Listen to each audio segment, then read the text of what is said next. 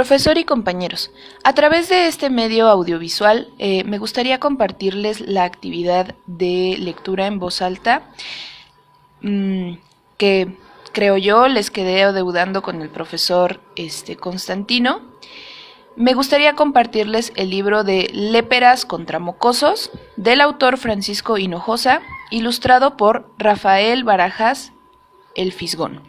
Bueno, este libro anteriormente estaba, creo yo, si no mal recuerdo, incluido en la selección de los libros del Rincón. Se distribuía gratuitamente para la lectura de los pequeños en las escuelas a través de la SEP. Y bueno, en este momento creo que solo se puede conseguir en la librería Fondo de la Cultura Económica. Y si los medios me lo permiten, con mucho gusto se los compartiré electrónicamente. Bueno, daremos comienzo entonces a la lectura del libro Léperas contra Mocosos. Primer capítulo. Las damas léperas. En la calle de la Soledad de la colonia Maravilla, de Ciudad Torrealta, había una vez 3 mujeres que no eran muy queridas por los niños, aunque sí apreciadas por los papás de esos niños. Se llamaban Dulcinda Colorada, Reina Cristina de los Cielos y la señorita Chucha Torres. Dulcinda Colorada era flaca y larga como un bambú. Lo que más le gustaba en la vida era el color rojo. Disfrutaba hasta chuparse los dedos de la sandía, el jitomate, las fresas, el betabel y la mermelada de cereza, de beber agua de Jamaica revuelta con vino tinto y, según cuentan algunos niños, que la vieron con 3 gotitas de sangre fresca de gallina.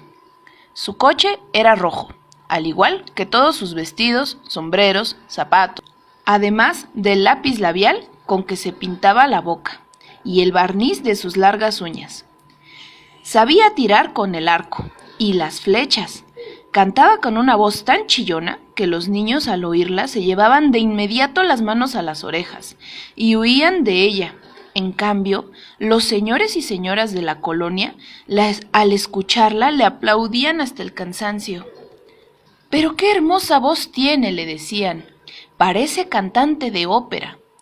Como Reina Cristina de los Cielos no tenía más que unos cuantos pelos en la cabeza, para cubrirla usaba siempre unos horribles, viejos y sucios gorritos de todos los colores. También le faltaban algunos dientes y le sobraba un poco de nariz. Le gustaba mucho comer hígado de vaca con ajo y queso añejo, riñones de cochino y cabezas de pollo crudas. Por eso, cada que abría la boca, de ella salía un tufo espantoso, entre carne podrida y llanta quemada de coche. Al menos eso es lo que olían los niños, porque los adultos creían que tenía un aliento estupendo. «Huele como a mentol y eucalipto». La señorita Chucha tenía el tamaño de un pingüino y la piel de color verde, como si nunca hubiera recibido en la cara un rayo de sol. Su profesión era ser inventora. Cuando hablaba, chispas de saliva salían al por mayor de su boca. Chispas pegajosas, de color tamarindo, que había que limpiar muy bien de inmediato de la ropa y de la piel para quitárselas de encima. Si uno no lo hacía rápido, las manchas de saliva se quedaban allí para siempre. La señorita Chucha, valga decirlo, nunca soltaba su lluvia de chispas de saliva cuando platicaba con las personas mayores. «Pero qué educada es», comentaban todos de ella. Las 3 vivían en la misma casa porque eran parientes. Reina Cristina de los Cielos era tía del primo segundo de la media hermana menor de Dulcinda Colorada. A su vez, ella era prima del suegro del hijastro del tío de la señora Chucha, que era también ahijada de una amiga íntima del sobrino adoptivo del padrastro de Reina Cristina de los Cielos. Algún tatarabuelo tuvieron en común, ya que las 3 se apellidaban Torres.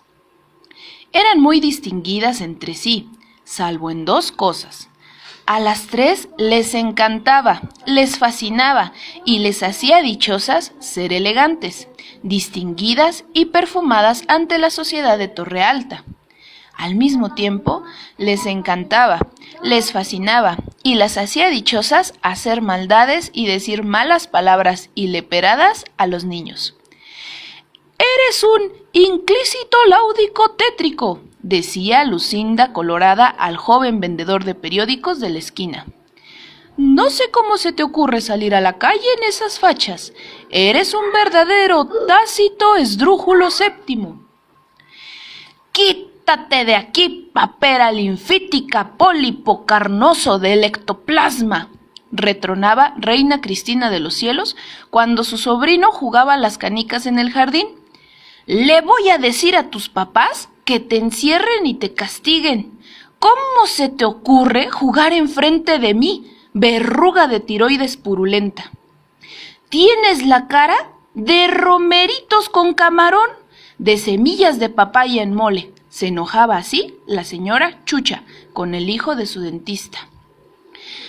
«Tu papá debería quitarte todos los dientes, Sancho Salado de hígado de ternera».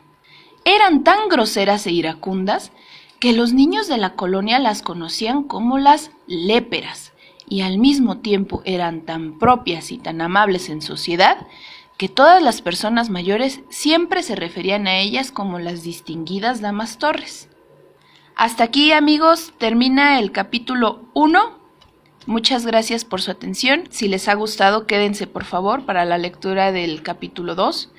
De lo contrario, muchas gracias y se aceptan cualquier tipo de recomendaciones y sugerencias ante la lectura. Proseguimos. Los príncipes mocosos. En la misma calle de la Soledad, en la colonia Maravilla de la ciudad Torre Alta, vivían también 3 niños singulares: Dadito Procuna, la chica Reigadas y Pacorro el Guapo. Dadito tenía 11 años, aunque parecía de 9. Iba a la escuela de la colonia. Bueno, iba cada que se acordaba, que no era muy a menudo. Y cuando lo hacía, sus compañeros se ponían a temblar, porque a Dadito siempre le daba por hacer bromas, travesuras y maldades. Tenía un apetito feroz. En cuanto veía una torta, un dulce o un refresco que pasara cerca de su nariz, se lanzaba de inmediato a conseguirlo como diera lugar. Todos sabían que era el ciclista más veloz del salón, de la escuela, de la colonia, de la ciudad y quizá hasta del país. Su bicicleta se llamaba el Rayo Veloz. En cambio, la chica Reigadas tenía 10 años y parecía de 12. Le gustaba vestirse siempre de blanco. Lo peor que le podía pasar en la vida era que su ropa se manchara. Si alguien accidentalmente ensuciaba su vestido o su blusa, ella montaba en furia. Y cuando eso sucedía, se podía esperar una terrible respuesta de su parte. Su mayor diversión era ponerle la correa a su perro, conocido por todos como Relámpago Nieve, subirse a su patineta y recorrer a toda velocidad las calles de la colonia. Sobra decir que todos huían de ella. De Pacorro el Guapo, se podía decir muchas cosas menos que fuera un niño guapo. Por el contrario, tenía una mirada tan horrorosa como los gestos que hacía con la boca. Sus orejas eran afiladas y grandes, los dientes amarillentos y hasta un poco verdes.